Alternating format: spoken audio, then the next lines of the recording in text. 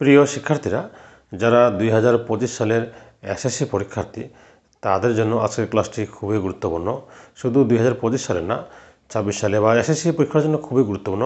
প্রত্যেক বছর এসএসসি পরীক্ষায় এই ধরনের প্রশ্ন এসে থাকে। আমরা একটা ক্লাসের মধ্যে শিখব যে বিপরীত ফাংশন কীভাবে বের করতে হয়।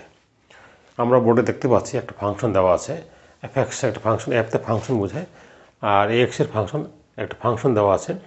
2x - 1 নিচে 2x + 3 একটা ফাংশন দেওয়া আছে, সেটার বিপরীত ফাংশন বা ইনভার্স ফাংশন কীভাবে বের করতে হয় সেটা নিয়ে আমরা আজকে আলোচনা করব। এখানে দেওয়া আছে function of x is equal two উপরে 2x - 1 আর নিচে দেওয়া আছে 2x + 3, এটা একটা ফাংশন দেওয়া আছে।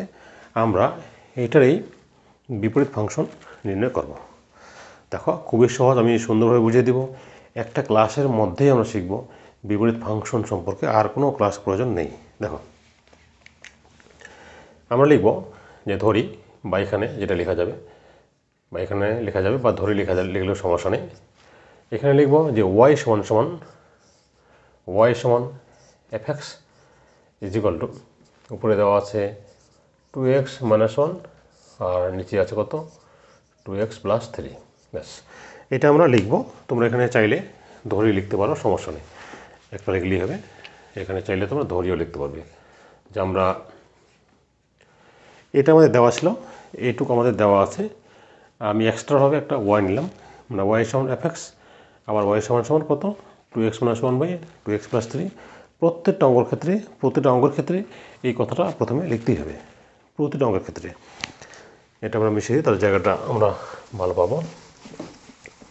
দেখো, প্রতিটা অঙ্গের ক্ষেত্রে যে কোনো ফাংশনের বিপরীত ফাংশন নির্ণয় করার ক্ষেত্রে আমাদের শুরুতে এই লাইনটুকু লিখতেই হবে। দেখো, এখন এখানে y সমান f(x) function equal to 2x - 1/2x + 3, মানে এটা সমান এটা হবে, এটা সমান এটা হবে, আবার এটা সমান এটা হবে, মানে তিনটার সমান। এখানে প্রথমে যে কাজটা করব, আমরা এই নিয়মটা বলে দিচ্ছি ভালোভাবে। প্রথমে যে কাজটা করব, প্রথমে আমরা y সমান f(x) নিব। দেখো, y সমান কত fx, এফটাকে যে বামে নিয়ে আসি আমরা, তাহলে কী হবে, এফ ইনভার্স হয়ে যাবে। এফ বামে আনলে হবে এফ ইনভার্স। আর এখানে ওয়াই আছে, ওয়াইটা লিখব, ডান দিকে শুধু থাকবে কত এক্স। তার মানে লেখা যাবে x is equal to f inverse y. এটা একটা আমরা সমীকরণ দিতে পারি। আমরা একটা সমীকরণ দিব যে x is equal to f inverse y. প্রতিটা অঙ্গের ক্ষেত্রে এই কাজটা করতে হবে। প্রথমে ওয়াই সমান fx লিখলাম, লেখার পরে এফ ইনভার্সটা, এফ আমরা এদিকে নিয়ে আসলে এফ ইনভার্স হয়ে যাবে, এফ ইনভার্স ওয়াই, আর এই অ্যাপটা এখানে উঠে যাবে। শুধু এখানে কী থাকবে, এক্স থাকবে। তারপরে আমরা এটার সময় এটা লিখতে পারি, অথবা সাজিয়ে নিয়েও লিখতে পারি। তারপরে দ্বিতীয় যে কাজটা, প্রথম কাজ এটুকু প্রতিটা অঙ্গের ক্ষেত্রে করতেই হবে।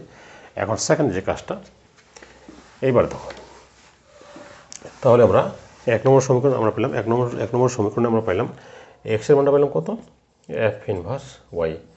এটা আমি লিখে রাখি। আচ্ছা, এইবারে যে কাজটা করতে হবে সেটা হলো এই ওয়াই সমান এটা লিখতে হবে। একটু আগে যেটা লিখলাম আমরা, ওয়াই সমান এফএক্স, সেখান থেকে f inverse y is equal x হলো। এবার ওয়াই সমান এই যে 2x - 1/2x + 3 আমরা লিখব। দেখো, তাহলে আবার ওয়াই সমান কত, উপরে 2x - 1, নিচে হলো 2x + 3। এখন যে কাজটা করতে হবে, এটা গুণ করব, গুণ করে এক্সগুলোকে আলাদা করব আর ওয়াইগুলোকে বা সহগুলোকে, ধ্রুবপদগুলোকে আলাদা করব। যেমন দেখো, আমরা এখানে প্রথমে গুণ করব, কত এখানে আছে দেখো, এখানে যেটা আছে যে 2xy + 3y is equal two 2x - 1।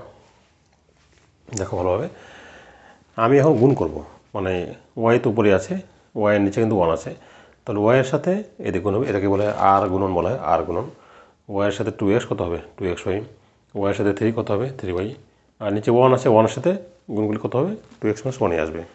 আবার বলছে, এখানে আমরা গুণ করলাম, ওয়াইয়ের সাথে 2x কত 2xy, ওয়াইয়ের সাথে 3y, আর ওয়াইয়ের নিচে 1 আছে, 1-এর সাথে 2x - 1 গুণগুলি কত হবে 2x - 1 আসবে।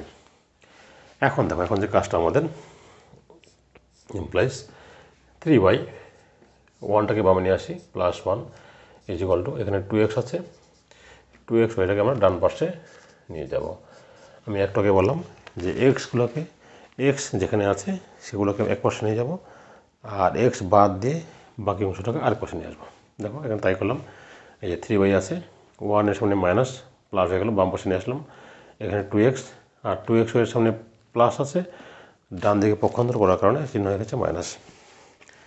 এখন দেখো 3y + 1, এখান থেকে 2টা কমন, এখান থেকে আমরা শুধু x কমন নেব, 2 না, এখান থেকে অলওয়েজ খেয়াল রাখবে শুধুমাত্র xটা কমন নিতে হবে। x কমন নিলে কত থাকবে? 2 মাইনাস কত? 2y। তার মানে দাঁড়ালো কত? উপরে 3y + 1, এখানে আমরা যদি 2 মাইনাস 2y লিখি ইজিক্যাল টু x, অর্থাৎ এক্সের একটা মান বেরোলো কত?